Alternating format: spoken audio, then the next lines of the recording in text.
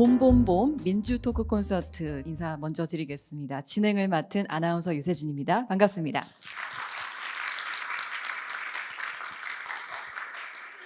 네, 감사합니다. 오늘 오신 분들께선 이 민주주의 많은 관심과 애정 가지고 오셨으리라 생각합니다. 참석해 주셔서 진심으로 감사드리고요. 오늘 행사는 울산 보훈지청에서 민주를 주제로 지역민과 소통하는 보훈 문화제입니다. 이 울산 보훈지청에서 지역 사회 보훈 문화 확산을 위해서 세 가지 주제로 연중 다양한 문화제 형식으로 행사를 개최하는데요. 민주, 호국, 그리고 독립입니다. 오늘 그 첫 번째 행사가 바로 오늘 민주 토크 콘서트입니다. 봄봄봄 약자가 바라봄, 만나봄, 함께해 봄인데요. 지난주 제가 말씀드렸다시피 4월 19일이었습니다. 1960년 당시 이 4.19 혁명이 왜 일어났을까? 저희가 역사 교과서로는 배웠지만 정말 이 지역에 와서 4.19 혁명의 의미를 깨닫는다는 건 또 다른 의미일 것 같거든요. 21세기를 살아가는 우리한테 그 혁명이 어떤 의미가 있는지 되새기고 고찰하는 시간 가져보고자 합니다. 행사 제목, 봄봄봄, 바라봄, 만나봄, 함께해 봄인데요. 우리나라를 위해 희생하신 열사 여러분을 만나보고요. 또 그분들의 희생으로 이룩한 민주주의, 우리와 함께 하자는 그런 뜻으로 이 행사 열렸습니다. 여러분도 모두 봄봄봄 민주 토크 콘서트 많은 인사이트 얻어가시고 또 쉬어가는 시간 보내시길 바랍니다. 오늘 민주 토크 콘서트를 이끌어 주실 주인공이십니다. 역사학자 임용한 박사님 소개해 드릴 텐데요. 임 박사님은 한국역사고전연구소의 소장이시고요. KJ 인문경영연구원의 대표로 계십니다. 또 현재까지 병자호란 그냥 지는 전쟁은 없다. 또 세상의 모든 전략은 삼국지에서 탄생했다 등 많은 역사 도서를 출간해 왔습니다. 현재 또 임용한 TV 유튜브 채널을 운영하고 계신데요. 다양한 역사 이야기 전해주고 계십니다. 또 직접 만나뵈서 토크 콘서트의 시작 정말 이제 알려야겠는데요. 자, 이제 역사학자 임용한 박사님 단상 위로 모시겠습니다. 나오실 때 큰 박수로 보내주시기 바랍니다.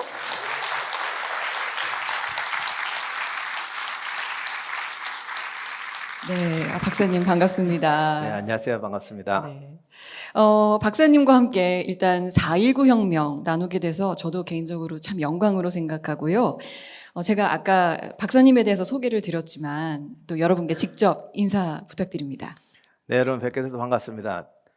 제가 현대사 강연한다니까 궁금해하는 분도 있고 신기하시는 분도 많은데 제가 오늘 강연 자체가 역사의 디테일을 알려드리는 게 아니라 역사적 사건을 우리가 어떻게 이해하고 특히 우리의 미래와 현재에 적용할 것이냐 하는 부분이기 때문에 현대사든 고대사든 같이 이야기할 수 있을 거라고 생각합니다.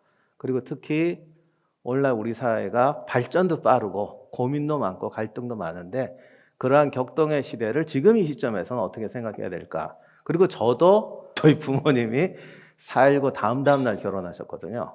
시대를 같이 살아왔기 때문에 제가 겪었던 경험과 역사적인 이야기를 같이 나누는 시간이 됐으면 합니다. 네, 많은 기대 있고요. 또 여러분 함께 배워가는 시간이었으면 좋겠습니다. 짚어주셨듯이 오늘 강연의 주제가 4.19 혁명입니다. 이 4.19 혁명 어떤 과정을 거쳐왔고 역사적인 의미는 무엇이 있는지 짚어보고요. 특별히 이곳 울산에서 열리고 있다는 것이 참 중요합니다. 울산에는 4.19 혁명과 관련해서 어떤 이야기가 사연이 담겨 있는지 살펴보고요. 그 주인공인 울산 출신의 정임석 열사에 대해서 알아보겠습니다. 박사님, 4.19 혁명. 일단 먼저 그 혁명이 무엇인지 알아봐야 될 텐데요. 우리 역사에서 정말 큰 족적을 남긴 역사적 사건이죠. 네, 4.19야 모르시는 분이 없으시겠습니다만 1960년부터 지금까지 우리 한국의 현대사회 과정은 크게 두 가지로 얘기할 수 있을 것 같아요. 하나가 민주화의 과정이고 또 하나가 경제성장의 과정이었습니다. 근데 보통 4.19 혁명이라고 하면 그것이 우리나라 민주주의 발전에 큰 영향을 미쳤다는 것은 누구나 다 알고 계실 것이죠. 다만 그 영향이 어떤 것이냐 이런 부분에 대해서 좀 더 많이 생각해 볼 필요가 있는 것이고 또 하나는 경제 성장인데 많은 분들이 4.19의 어떤 민주화, 사회적 정치적 의미를 강조하다 보니까 4.19 혁명이 지니는 경제 성장에 공헌했다는 부분은 자꾸 소홀히 하는 것 같아요. 그 사실은 이 두 가지 축 모두에서 4.19가 엄청난 영향을 끼쳤다라고 말씀드리고 싶습니다. 네, 4.19 혁명 정치적인 의미는 많이 들어봤지만 경제적인 측면에서는 사실 전 새롭습니다. 네. 그래서 그 부분에 대한 건 이따가 네, 더 조금 자세히 이따가. 알려주시기로 제가 들어가지고요. 여러분도 좀 기대해 주시길 바라고요. 처음 일단 4.19 혁명이 어떻게 전개됐나 전개 과정을 좀 짚어주세요. 4.19 혁명이 일어난 때가 1960년입니다. 벌써 이제 60년이 또 지났어요. 그러다 보니까 의외로 또 디테일한 부분에 대해서는 모르시는 분이 많은 것 같습니다. 네. 그리고 이 4.19 혁명의 과정, 어떤 절차를 거쳐왔고 그 역사적인 뭐 일어난 배경은 무엇일까? 네. 이런 부분을 좀 알아가는 시간이었으면 좋겠어요. 4.19 혁명의 직접적인 계기는 1960년 3월 15일에 벌어진 정부통령 선거죠. 이 선거에서 이승만 대통령이 88.7%, 와. 이기붕 부통령이 79%의 네. 득표로 당선이 됩니다. 이 득표율 자체도 좀 문제가 있지만 네. 문제는 이 선거가 결과가 아니라 과정 중에서 이미 너무나 노골적인 부정선거로 진행됐다는 것이에요. 노골적이다. 아까 저도 숫자를 듣고 놀라긴 했지만 좀 의심을 했죠. 예. 투표함을 바꿔친다든가 아니면 무효표를 만든다든가 돈봉투를 이렇게 살짝 살포를 한다든가 뭐 이런 게 부정이라고 저도 생각을 하는데 이런 게 몰래 원래 이루어져야 되는 거 아닌가요? 그렇죠. 원래 범죄라는 건 몰래 해야 정상인데 아, 네. 4.19가 발생하게 된 원인은 당시 집권층이 너무 자신감이 넘쳤던 건지 위기감의 정신이 판단력이 흐려졌던 것인지 너무 노골적인 선거를 했다는 것이에요. 사실 우리나라 민주화도 과정이 있었기 때문에 부정선거 논란은 이 이후에도 여러 번 있었습니다만 저는 어릴 때 학교 다니면 저희 선생님들이 선거철만 되면 이런 얘기 많이 했습니다. 뭐 이런 수법 쓴다, 저런 수법 쓴다. 학생 때도 참 많이 들었는데 뭐 투표함 바꿔치기부터 시작해서 이때는 아예 투표함을 그냥 통으로 바꿔쳤죠. 뭐 집어넣고 이게 중요한 게 아니라 아예 만들어 놨다가 바꿔쳐가지고 나중에는 사는 주민보다 표가 더 많이 나와서 또 나중에 태우는 것도 있었고 그리고 좀 후대 얘기지만 제일 유명했던 게 이제 피아노표라는 게 있어요. 뭐예요? 그게 이제 무효표 만드는 방법인데 할 때 이렇게 보면 이제 이쪽 당을 찍었잖아요. 그러면 손에 인주를 잔뜩 묻혀놨다 이렇게 넘기면서 빨리빨리 이렇게 찍어가지고 무효표 만드는. 그래서 피아노표 그냥 이렇게 검색하는 척하면서 이렇게 막 붙이는 거예요. 근데 이런 건 사실 유치한 수법이고 네. 그냥 사전에 비율 맞춰서 투표함을 다 갖다 놨는데 이게 어떻게 정리를 잘못해가지고 넘쳐난다거나 이런 사건이 있었습니다. 정말 중요한 게 사전에 너무 노골적으로 했어요.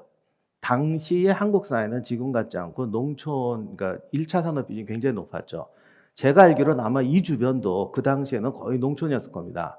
근데 농촌이라는 것이 대부분이 다 어쨌든 동족촌락이에요. 그러니까 동족촌락이라고 한 마을만 사는 게, 한 집안만 사는 게 아니고 대체로 뭐 일가, 15, 뭐 15세대, 15세대 이렇게 살아요. 그리고 시골서는 다 알잖아요. 그러면 이제 그 마을에서 뭐 공무원 되신 분이라든가 관청 일을 하신다거나 경찰이 되셨다 그러면 미리 가서 이제 친인척들한테 이제 이걸 뽑아 주십시오라고 부탁을 하는 거예요.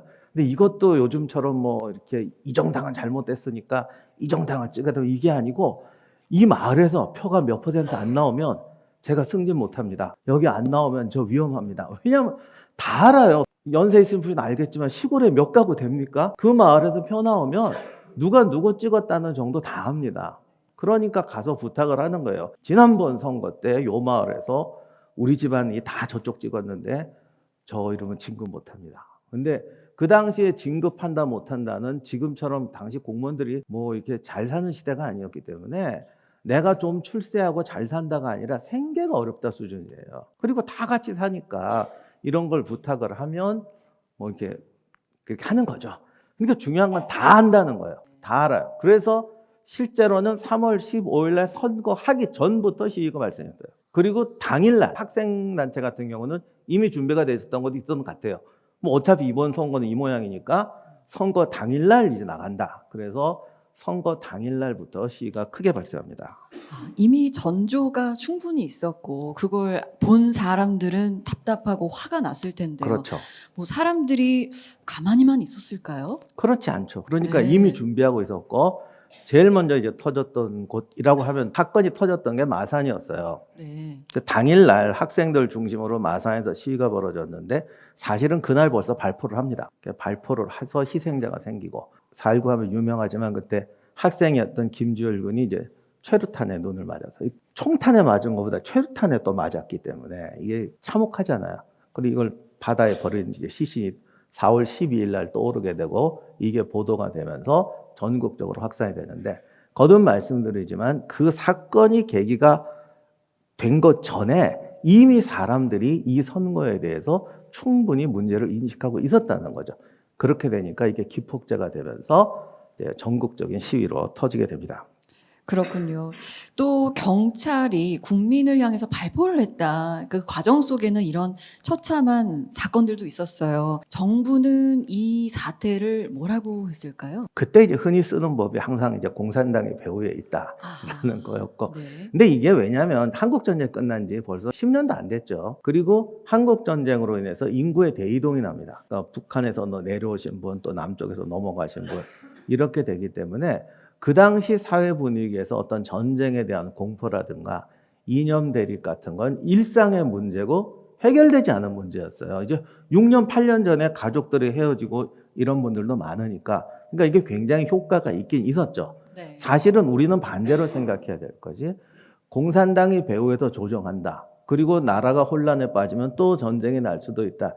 이런 식으로 이제 무마시키려고 했는데 이것조차도 납득이 안 됐다는 겁니다. 너무나 사회 현실이라든가 이런 분야에 대한 또는 자유당 정권이 제가 좀 말을 짧게 했습니다만 부정선거 이전에 정치 깡패에 동원하고 이러는 사건들은 이미 터지고 있었거든요. 그러니까 그런 현실에 대한 불만이 있었기 때문에 공산당이 개입했다, 전쟁이 날 수도 있다라는 문제 자체도 사람들에게는 이제 설득력이 없었던 것이죠. 그렇군요.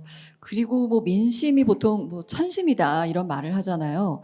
우리나라도 그런 부분에 대해서 참 유서 깊은 철학도 많이 가지고 있는 걸로 알고 있는데 이쯤에서 그냥 권력을 내려놓으면 얼마나 좋았어요? 그러게 말이에요. 그랬으면 네. 딱 좋았을 텐데 반대로 나가죠. 사실은 4월 18일 날에 서울에서 이제 시위가 벌어졌는데 고려대 학생들이 이제 시위를 벌였습니다. 이제 우리가 흔히 정치 깡패라고 그러는데 당시에 이 정치 깡패라는 것은 조폭들이 반공청정당 같은 걸 만들면서 상당히 그런 조직을 키워놨어요. 그러니까 이런 단순 조폭들이 아니라 무슨 특정 단체처럼 확산이 되죠. 이들을 동원해서 고려대생들을 공격을 합니다. 그리고 쓰러진 그 유명한 사진이 보도가 되면서 네. 그 다음 날 서울 전역에서 이제 시위가 폭발되게 됩니다. 그 과정을 들으니까 저도 그때로 돌아가면서 좀 긴장감이 드는데요. 근데 그때 발포가 한 번으로 끝난 게 아니라고 들었어요. 네, 4.19가 흔히 학생 시위라고 그러지만 학생들만 참여한 건 절대로 아니에요. 네. 근데 이런 시위나 운동 이런 아무래도 조직이 필요하니까 가장 조직적으로 움직일 수 있는 집단이 학생들이잖아요. 그 네. 서울이라는 곳은 워낙 뭐 정치 1번지고 전국에서 이제 엘리트들이 모여 있는 곳이었으니까 대학생들, 사실은 고등학생들까지도 참여를 하게 되고 이제 시위가 시작됐는데 당시 학생 시위대가 제일 먼저 몰려갔던 것은 경무대가 아니고 국회의사당이었습니다. 그 국회의사당이 지금은 여의도로 갔지만 그때는 지금 서울시의회가 있는 자리에 있었거든요. 그 자리 앞에 가 있었는데 생각보다 너무 많은 사람들이 몰려오는 거예요. 그러니까 네. 또 학생들이 보니까 저 앞자리는 이미 딴 학교가 차지하고 있는 거죠. 그러니까 뒤에 왔던 학생들이 여기서 이럴 것이 아니라 그러면 왜냐하면 세력이 아마 모이니까 이제 더 우리가 세졌다라는 생각을 했겠죠. 그래서 경무대, 지금의 청와대로 가자. 그래서 청와대 앞으로 몰려가게 됩니다. 그리고 청와대 앞으로 가게 되니까 1시 40분쯤에 청와대를 지키던 경찰관, 그러니까 경무대를 지키던 경찰관들이 발포를 하게 되죠. 정말 경찰이 시민을 향해서 발포한다. 뭐 지금도 합리적으로 상식선에서 생각할 수 없는 일인데 이미 알고 있었던 그런 부정선거를 정말 현장에서 맞닥뜨리고 발포로 확인하고 정말 끔찍하네요. 네. 네, 이렇게 돼서 발포가 되니까 시위대도 경찰서를 습격하게 되고 또 일부는 무장을 해서 경찰한테 쏘게 되고 그리고 이제 그러니까 이 총격 사건이 서울 전역으로 번져나가게 되는 거죠. 그리고 그러나 아무튼 간에 시위대가 무장을 했어봤자 얼마나 했겠어요.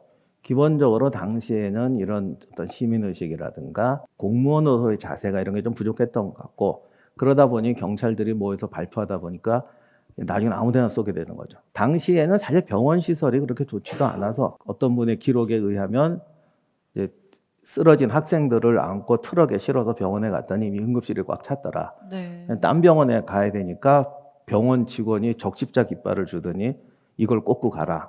그래서 그걸 꽂고 갔는데도 발사가 돼가지고 그분도 이제 부상을 입고 당시에 4.19 희생자가 서울에서만 100명에서 130여 명이 사망했다. 그리고 전국적으로는 185명 사망에 부상자 6천여 명이라고 나오는데 사실 이 통계는 조금 문제가 있습니다. 왜냐하면 네. 사망 날짜 자체가 이틀까지예요. 근데 총격을 당해서 며칠 후에 사망하신 분도 많고 그러시겠죠. 한 10년 고통받다가 사망하시는 분도 있고 통계가 안 잡힌 분도 있고 이러다 보니까 정확한 통계는 알 수가 없습니다만 그러니까 그 단기적인 기간으로 봤을 때는 한 185명 정도, 부상자 6천여 명 정도의 사상자가 났다고 되어 있습니다.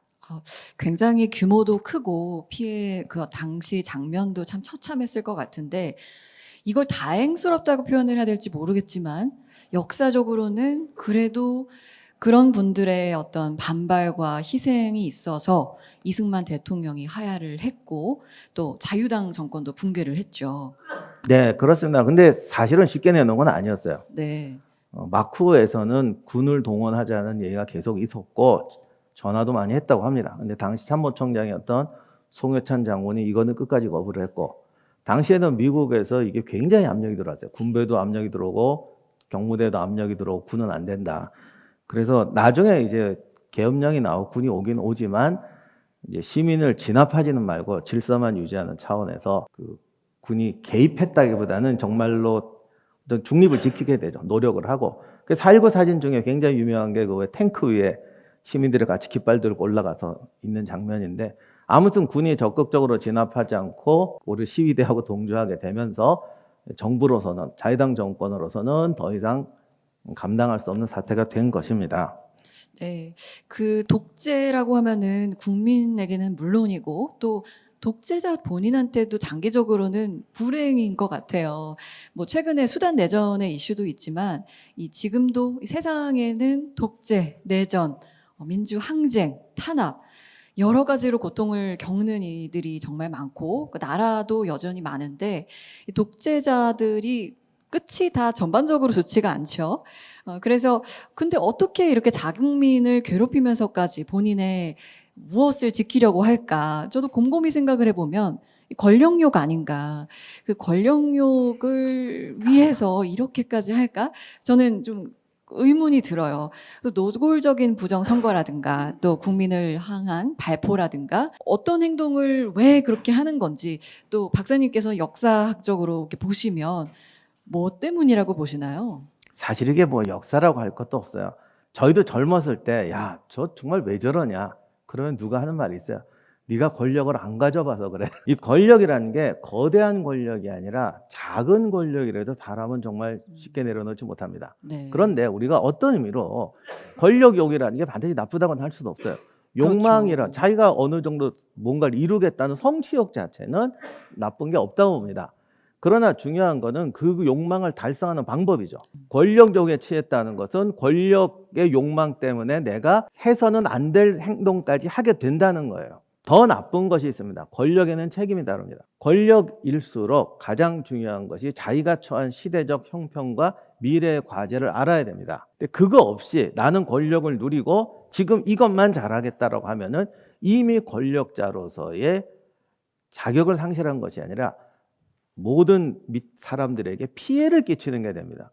그게 심해지면 밑에 있는 사람들은 저 사람을 쫓아내자고 할 수밖에 없게 되는 거죠. 네. 그래서 권력자에게 정말 중요한 것은 시대적 사명과 책임감, 그것을 아는 것이 중요한데 당시 자유당 정권에서는 이 모든 게 결여되어 있었어요. 네, 결여됐다라는 부분에서 저희가 이제 토크 콘서트가 기본적으로 크게 3부로 구성이 되어 있는데 뭐 굳이 구성에 대한 말씀을 드리진 않았어요. 4.19 혁명 자체를 배우고 그다음 울산에서 이 혁명이 가지는 의미를 짚어보고 그다음에 현대 민주주의가 어떻게 나아가야 하는가 방향성에 대한 고찰로 가려고 저희가 구성을 했는데 이 말씀해 주신 부분에서 4.19 혁명은 그럼 어떤 과정을 거쳐왔는지는 말씀해 주셨는데 배경은 어땠고 원인은 무엇이었는가 이제 그 부분을 알아봐야 될 것 같거든요.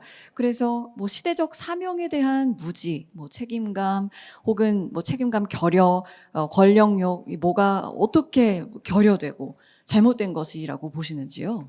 그러니까 시대적 사명과 책임감과 방향성이 결여되니까 권력령이라는 게 부당하게 사용될 수밖에 없는 것이죠. 네. 간단히 말씀을 드리면 1960년이면 한국 전쟁 끝난 지 10년도 되지 않았을 때예요. 전쟁의 상처, 이념 갈등 이런 것도 있지만 전쟁의 피해에서 복구해서 우리 사회가 이제 발전할 수 있는 희망과 비전을 던져줘야 하는 시대였는데 당시는 그런 것이 사회적 합의도 이루지를 못했고 무엇보다도 국가의 발전에 대한 비전 이런 것이 진짜 부족했습니다.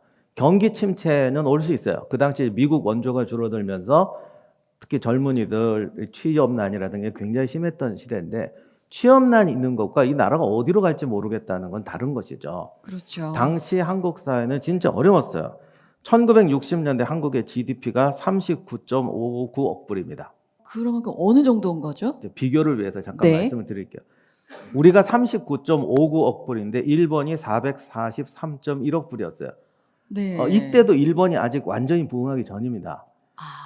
영국이 732.3억 불, 멕시코가 130, 나이지리아가 41.96억 불이었습니다. 미국 5,433억 불. 와, 1960년대 우리나라가 가난하다는 건 저도 배웠었지만 이렇게 수치로 알려주셔서 좀 놀랐어요. 300이 아니고 39.59억 불이 우리나라의 그 수준이었고 미국이 5,433억 불이니까 계산이 곧바로 되진 않지만 뭐 대강 100분의 1도 좀 안 되는 거잖아요. 네. 그러면 지금은 어떠냐? 네. 2022년 기준으로 미국이 20조 8,900억 불. 역시 세긴 세요. 한국이 1조 630억. 지금 세계 15위입니다. 나이지리아가 5,140억 불. 근데 제가 이게 수치를 말씀드리는 게 아니고 결국 지나고 보니까 한국이 60년 만에 200배, 300배 성장할 수 있는 잠재력을 가지고 있었다는 겁니다. 특히 그 주역은 역시 배운 학생들, 한국의 교육열이었어요. 네. 그런 학생들을 거느리고 있는 사회에서 당시에 이런 잠재력을 국가도 인식하지 못하고 이런 잠재력을 올바로 키워나갈 비전을 주질 못했다는 거죠. 네. 그러니까 결국 우리나라가 교육열이 굉장히 강한 나라인데 민주주의를 좀 이끌고 성장시켰던 원동력 중에 교육열도 뭐 있는 거죠? 네, 그래서 제가 시간을 좀 짧게 말씀드리기 위해서 정치적인 문제를 좀 생략하겠습니다. 잘 네. 알려져 있으니까 이미 1950년대 중반 선거에서 자유당 인기는 폭락을 하기 시작하고 이승만 대통령은 정말 기적으로 56년 선거, 60년 선거에서 상대 대통령 후보가 사망해 버립니다. 그러니까 거저 당선되는 거였어요. 진짜 문제는 부통령이었는데 자유당 정권이 비전을 주지 못하니까 사회적으로 반발이 커져 나간단 말이에요. 그러다 보니 두 가지 과제가 생겨요. 당선은 이승만 대통령의 당선은 기정사실이지만 압도적인 지지율을 얻어야 된다. 또 하나 이 양반이 나이가 그때 80대 중반이었으니까 언제 돌아가실지 모른다. 그러니 후계자 구도를 키워야 되는데 부통령은 정작 56년 선거에서 압도적인 표차로 떨어집니다. 이기붕 씨가. 이렇게 되니까 부통령을 또 압도적인 표차로 당선시켜야 된다. 네. 그러니까 당선될 사람은 압도적인 표차로, 당선되지 못할 사람도 압도적인 표차로 아하. 이렇게 되니까 노골적인 부정선거가 자행된 것이죠. 앞서 짚어주셨던 그 권력욕을 채우기 위해서 이렇게 학생 여러분과 시민이 피를 흘리게 돼서 만들어졌던 혁명, 4.19 혁명입니다. 참 감사하면서도 안타까운 역사인데요. 이 감사를 하고 또 고마워하려고 해도 이 의미를 정확하게 알아야 저희가 좀 뜻깊게 혁명을 되새길 수 있지 않을까 싶은데요. 박사님, 4.19 혁명의 의미, 역사적인 역할은 무엇인지 좀 짚어주세요. 저는 국가와 정권의 역할이란 그 사회가 가지고 있는 해결해야 될 어려움을 해결하는 것도 중요하지만 그 어려움을 어떻게 해결하느냐, 그 국가가 가지고 있는 그러니까 국민이 가지고 있는 능력을 올바른 방향으로 확대시켜야 된다. 네. 근데 전혀 국민이 능력이 없다면 정말 교육부터 시켜야 되는 것이고, 능력이 있다면 끌어줘야 된단 말이에요.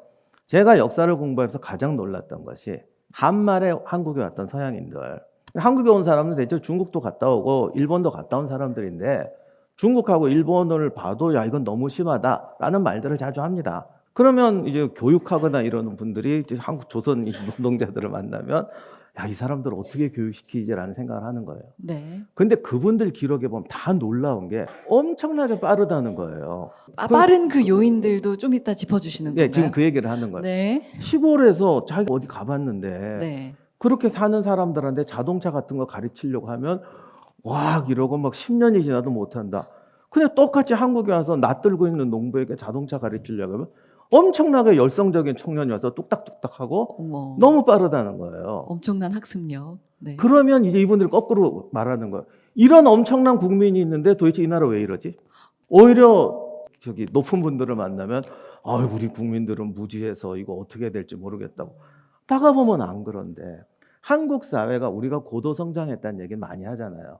사실 그 고도 성장의 비결은 이미 한말부터 있었어요. 그것을 우리가 식민지 시대가 되니까 제대로 이끌어지지 못했던 거고, 그리고 또 이제 1960년대가 됐어요. 네. 그러면 그 오랫동안 눌려있던 잠재력을 국가가 키워줘야 되는데 거꾸로 이런 걸 인식하지 못하고 누르게 되는 거죠. 이렇게 되니까 터져 나오는 거예요. 그래서 제가 아까 4.19라는 것이 정치적, 경제적 의미가 있다고 그랬는데 네. 우리 역사를 보면 불행하고 안타깝고 우리는 60년이라는 시간도 너무나 긴 것 같아요. 저도 대학 시절 내내 우린 언제 민주화되나 그러면서 잠 못 이루던 시절이 있었는데 제 인생으로 보면 너무 아깝죠. 하지만 세계사적으로 보면 지금 전 세계에 있는 나라 중에 그래도 우리가 훌륭하게 민주화되고 경제가 민주적으로 굴러간다고 하는 나라는 아마 20%도 안 될 겁니다. 그렇습니다. 네. 그런데 우리는 그 기간을 빨리 겪었고 우리보다 잘 살던 나라들도 지금 가보면 경제적, 사회적으로 뭐 이렇게 좀 트러블이 많은 나라가 상당히 많습니다. 결국 어떻게 해야 이 민주화 경제가 되느냐? 제가 볼 때 민주화는 세 가지 요건이 맞아야 돼요. 첫째는 법과 제도가 갖춰져야 돼요. 그리고 교육과 시민 의식을 포함해서 국민의 민주적 역량이 있어야 됩니다. 아무리 법과 제도가 좋아도 그걸 운영하는 사람이 소양이 없으면 얼마든지 왜곡됩니다. 이건 뭐 사례가 엄청나게 많습니다. 마지막으로 이게 제일 문제, 독재에 대한 한거. 우리 몇 년 동안 어디 봄 많이 봤습니다. 이번 주제가 봄인데 사실 지난 몇 년 동안 많이 보셨잖아요. 어디 봄. 그나달이 봄이 왔느냐? 지금 더 심한 고통 속에 빠져 있어요. 그러니까 나쁘게 됐다기보다는 굉장한 성장통을 겪고 있는 것이죠. 그리고 제가 최근에 갔다 온 나라는 60년대 한국하고 비슷한 시기의 성장 시기인데 지금도 그때하고 달라진 게 없습니다. 왜냐하면 전 근대 국가들이 성장할 때에 갑자기 이제 산업화되고 하다 보면 결국 인맥으로 얽히게 됩니다. 그러니까 봉건적, 과거에 안 좋던 지역적 어떤 관습적인 구조에서 갑자기 거래를 하게 되는 거죠.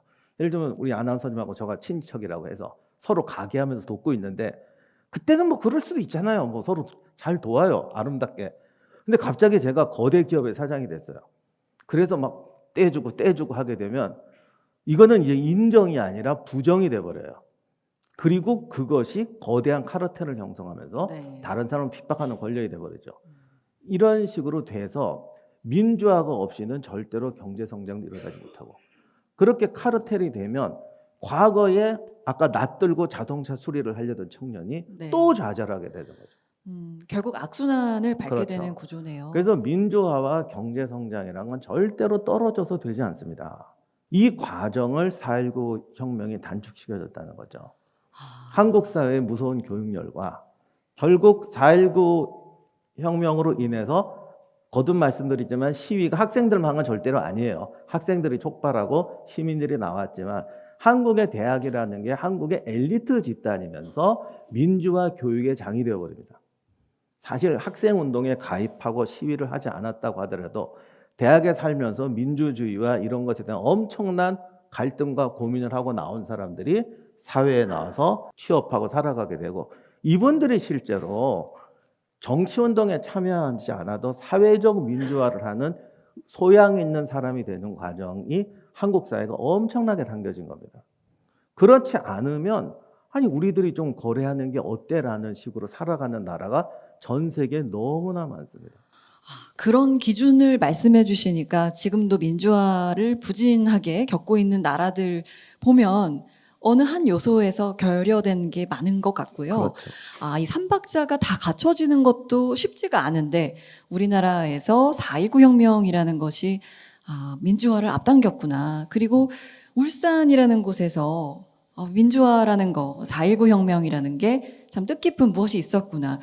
평소에 방송 프로그램에서도 사람의 이야기, 지역의 이야기 역사적으로 참 재밌게 풀어주시는데 저도 참 궁금해요. 울산에는 어떤 이야기가 있나. 그래서 저희가 마련한 것 중에 또 중심 인물로 정임석 열사분이 계십니다.